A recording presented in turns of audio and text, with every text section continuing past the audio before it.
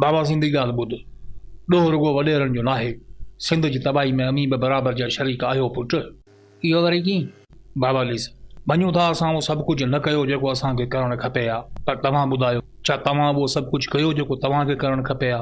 दुनिया चंड ते वञी निकिती आहे, अनी केॾीमहिल पाणी जे वारे तां विढ़िया पिया आहियो, त केॾीमहिल प्लाट जी टुकड़ी तां। कमु करणु अव्हां वटि शर्यत ई कोन्हे, बेनज़ीर जे पैसनि ते गुज़ारो करियो था।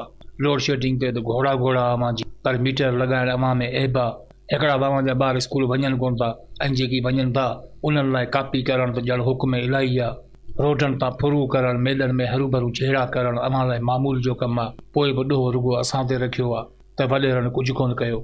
वैसे ॻाल्हियूं त तमामु भलियूं कयूं अथव, पर तव्हां सिर्फ़ु हिकिड़ो पासो ॿुधायो आहे, ॿियो पासो हले तव्हांखे विसरी वियो, हले तव्हां ॿुधाइण नथा चाहियो।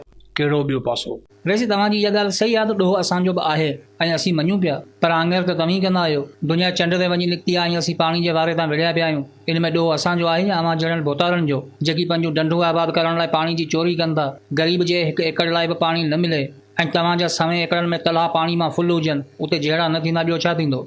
तव्हां ॻाल्हि रखी आहे त हाणे जवाबु बि ॿुधो। प्लाटनि ते जहिड़नि जी बि साॻी हक़ीक़त अथई। ॻोठनि ज़मीननि ऐं शहरनि ते अव्हां जा गैर क़ानूनी कब्ज़ा ग़रीब माण्हुनि खे पंज ई घर खां बेघर करे छॾियो आहे। उते जहिड़ा न थींदा ॿियो छा ख़ुशी मां डांसूं थींदियूं? कम जो मेणो ॾियो था त कम नथा कयूं, करण लाइ अव्हां छॾियो चाहे। ॻोठनि में कबीला ठाहे क़ौम खे पाण में विड़ाए शहरनि खे परदेस करे छॾियो आहे। रोडनि ते फुरूं थियनि या नशे जी सप्लाई, पुठ भराई त अव्हां जी हूंदी आहे। जॾहिं अहिड़ो को जवाबदार पुलिस जे हथ चढ़े थो त अव्हां जी फ़ोननि जा ठका हूंदा आहिनि। अव्हां जी अहिड़ी सियासत सॼे सिस्टम खे यरगमाल बणाए छॾियो आहे। सिंध में हर उहा शइ तबाह आहे जंहिंजे मथां अव्हां जो हथ आहे। पोइ उहे स्कूल हुजनि, इस्पतालूं हुजनि, मीडिया हुजे या हिते जा थाणा। स्कूलनि में अव्हां जा सिफ़ारशी उस्ताद पढ़ाईंदा आहिनि, जेकी किताबनि जा न पर कुकड़नि जा शौक़ीन हूंदा आहिनि। उन्हनि जी उस्तादी हेठि पढ़ियल ॿार वॾो थी कहिड़ियूं इजादूं कंदो? ज़ाहिर आहे कुकड़ विढ़ाईंदो या ठरो विकिणंदो। अॼु ॻाल्हि ॻाल्हि ते जहिड़ो आहे त इहो निज़ाम अव्हां जो ई ॾिनल आहे। अफ़सोस आहे असांजी सिंधी मीडिया ते, जेकी अव्हां जे निज़ाम खे वधीक मज़बूत करण लाइ ड्रामनि में धाड़ेलनि खे बि हीरो करे ॾेखारींदा आहिनि। हिन 21 सदी जे जदीद दौर में जिते इल्मी ऐं साइंसी फिल्मूं ठहणु खपनि, उते हर ड्रामे या टेलीफिल्म में असद कुरैशी रिपीटर खणियो बीठो आहे। वॾी शान शौक़त सां वॾेरनि जूं ओताकूं ॾेखारियूं वञनि थियूं। वॾेरनि जूं ओताकूं धाड़ेलनि जूं मुछूं ऐं रिपीटर जा फायर ॾेखारे कहिड़ी सक़ाफ़त खे उजागर पिया कयो। सदियुनि जी तहज़ीब खे हथियारनि जे वर चाढ़े छॾियो आहे। जिते थर्ड क्लास शाइरी में छोरनि जे इश्क जा दास्तान हलनि ऐं टके जे ॻाइणनि ते हज़ारनि जा हार पवनि, उते दादू जहिड़ा वाक़िया मामूल बणिजी वेंदा आहिनि।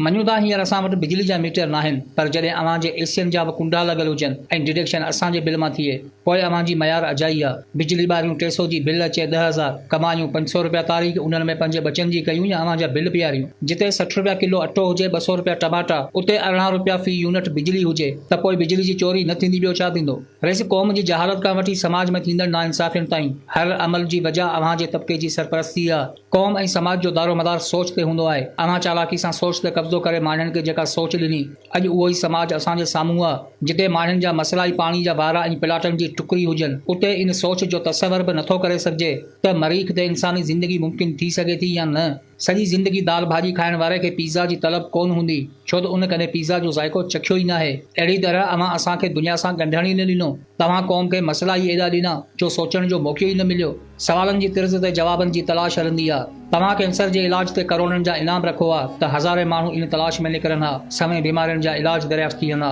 रॉकेट जी इजाद ते नोबल प्राइज़ जो वाइदो कयो आहे त अॼु असां में बि कई आइंस्टाइन हुजनि हा। असां वटि जेकॾहिं को पंहिंजी महिनत पाण अहिड़ो कारनामो करे थो त उनखे जेल में विधो वेंदो आहे ऐं पोइ चओ था अवाम जाइल आहे। बाबा तो भां कईसीं, हाणे रुॻो माठ कर। रईस, अव्हां जेकी मस्तियूं कयूं अव्हां खे फबियूं, पर हाणे वक़्तु अची वियो आहे त फ़ैसिलो कयूं। जेकॾहिं अव्हां खे इज़त ऐं शोहरत खपे त ग़रीबनि जे वोट खे न, पर उन जे हालात खे ॾिसो।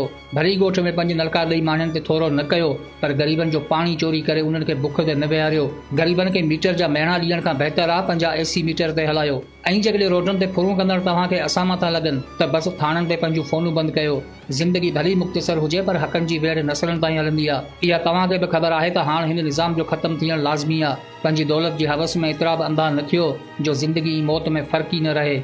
इन निज़ाम खां अॻु बि दुनिया ते कई अहिड़ा बदतरीन निज़ाम राइज थिया, पर अॼु उन्हनि जो वजूद ई न आहे। रेस यादि रखो त ज़ुल्म हमेशह नफ़रत जी बाहि खे भड़कायो आहे। काइनात जी हर शइ में तब्दीली फितरत हूंदी आहे। अहिड़ो निज़ाम ॾेई इंतज़ाम ते भरवसो न कजो।